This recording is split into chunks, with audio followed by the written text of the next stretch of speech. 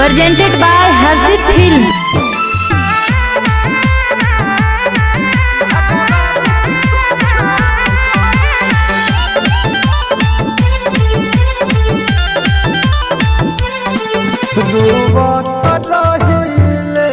रउआ से कहिले ई दिलवा के तारा हम कितना सहिले उनका जुदाई में जी नहीं मरी ए राम जी कुछ करी भगवान जी कुछ करी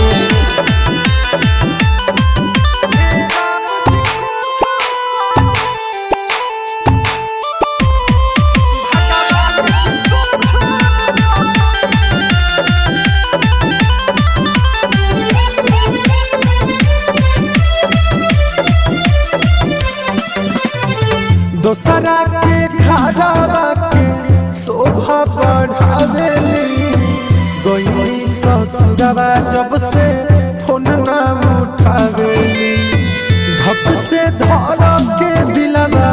याद जब आवेली अखिया के नींद चैन हमर उड़ावेली दिल के जख्मवा सारा कैसे हम भरे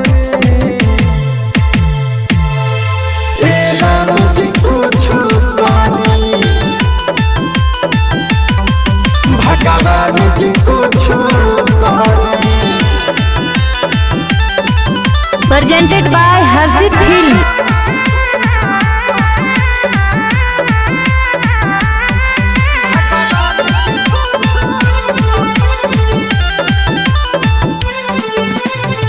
देहिया मोर बिरह के अगिया में जरे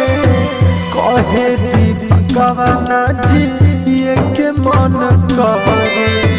कैसे संभारी मनवा अपना संभारे कहेला दीपकवा जी